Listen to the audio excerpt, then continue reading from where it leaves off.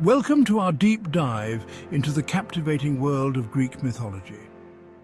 Today, we'll explore 10 fascinating facts that have shaped stories and cultures for centuries. From the heights of Mount Olympus to the depths of the Underworld, we'll unravel the myths, legends, and characters that have captivated imaginations for millennia.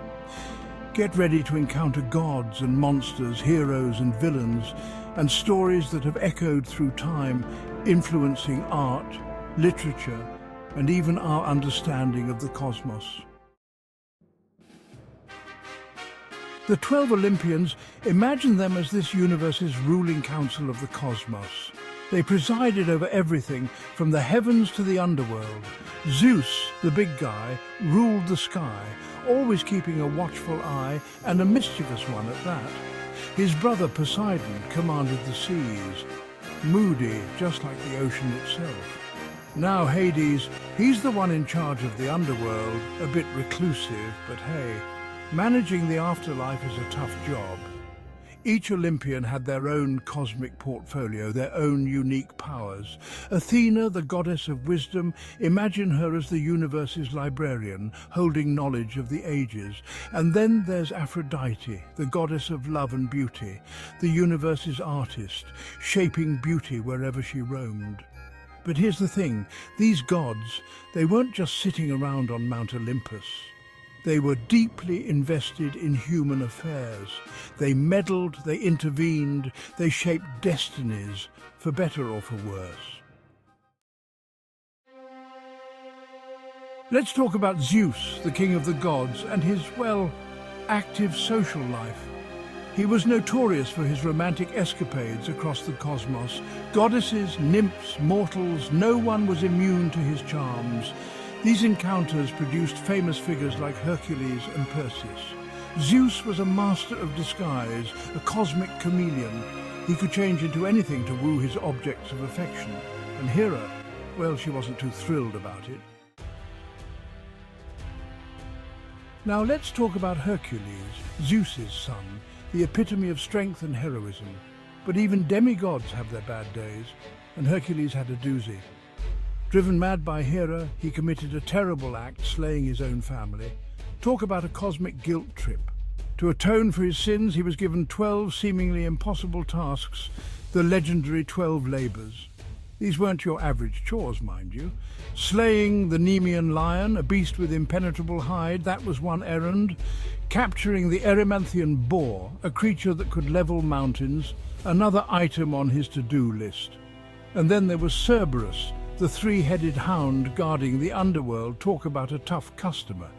But Hercules, he faced each challenge with grit and determination, proving that even demigods can overcome their demons. He became a symbol of redemption, showing us that even in the face of unimaginable adversity, there's always hope. Chapter 4. The Trojan War. Picture this. A war that shook the very foundations of the ancient world. A clash of titans fueled by love, betrayal and destiny. That, my friends, was the Trojan War. It all started with a woman, Helen, the most beautiful woman in the world. When she was taken to Troy, it ignited a conflict that would rage for a decade. And at the heart of this epic struggle was Achilles, the greatest warrior of his age. He was practically invincible, protected by a gift from his mother, except for one tiny spot, his heel. Achilles, he was a force of nature on the battlefield, unstoppable, legendary. He even faced off against Hector, the Trojan prince, in a duel for the ages. But even the greatest heroes have their vulnerabilities. And Achilles, well, let's just say his story reminds us that even the brightest stars can fall. Chapter 5. In the beginning, there was chaos. Every civilization has its creation story. The Greeks, they were no different. They believed that in the beginning there was chaos, a vast, formless void. From this primordial soup emerged Gaia, Earth, the mother of all. Then came Uranus, the sky. Together they gave birth to the Titans, Cronus overthrew his father, Uranus, but Cronus was dethroned by his son, Zeus. Chapter 6. The Gift and the Punishment. Prometheus, a titan, he looked at humanity, struggling in the darkness, and he felt compassion. He knew that fire, the spark of knowledge and progress, was being hoarded by the gods, kept away from us mortals.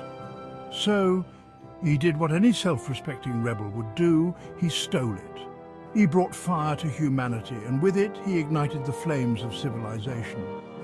But Zeus, he wasn't exactly thrilled about this act of defiance. He saw it as a challenge to his authority, a cosmic breach of protocol. So he devised a punishment to fit the crime. Prometheus was chained to a rock, an eagle tearing at his liver every day, only for it to regenerate overnight, an eternal cycle of torment. It's a story that speaks to the price of progress, the sacrifices made in the pursuit of knowledge, and the enduring struggle between power and compassion.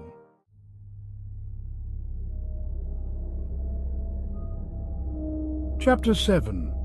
Don't look her in the eyes. Medusa, one of the three Gorgon sisters, her story is a cautionary tale, a reminder that even in the realm of myth, appearances can be deceiving.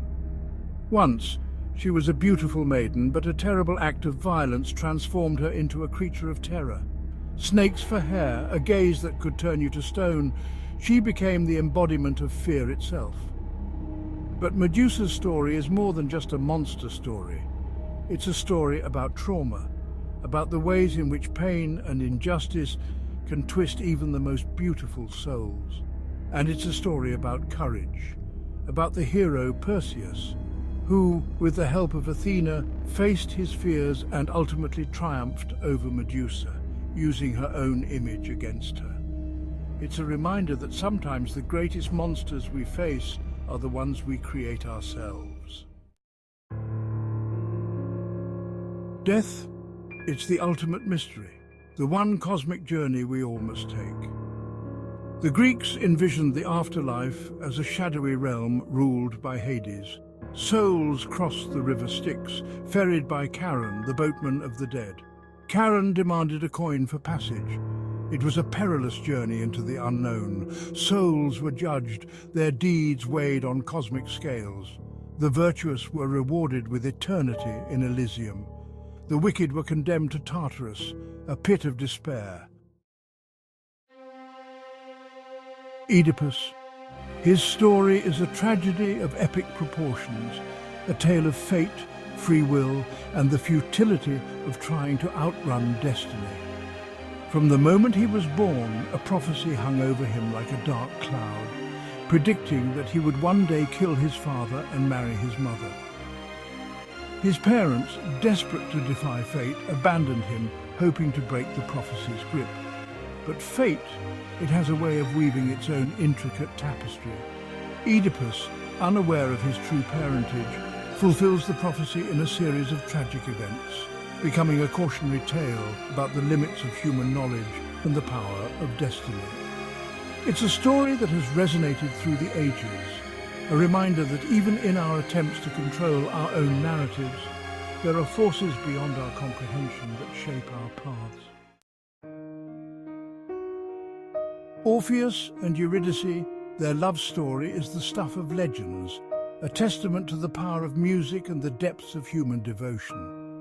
Orpheus, a musician who could charm even the most savage beasts with his melodies, was utterly devoted to his wife, Eurydice. When she died, he was inconsolable, his music turning from joyful to mournful. Driven by grief, he journeyed to the underworld, his music softening even Hades' heart.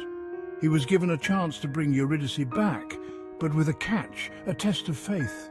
He couldn't look back at her until they reached the surface, a cruel twist of fate. But doubt, it gnawed at him, and in a moment of weakness, he looked back, losing Eurydice forever. It's a story about the fragility of hope, the enduring power of love, and the bittersweet truth that some bonds even death cannot sever. Thanks for joining us on this journey through Greek mythology. If you enjoyed these stories, Don't forget to like, subscribe and hit the bell icon for more fascinating content. We've only scratched the surface of this rich and complex world, a world populated by gods and monsters, heroes and villains, all intertwined in a tapestry of stories that continue to captivate and inspire us. Until next time, keep exploring, keep questioning, and keep looking up at the stars, for they hold the echoes of these ancient tales.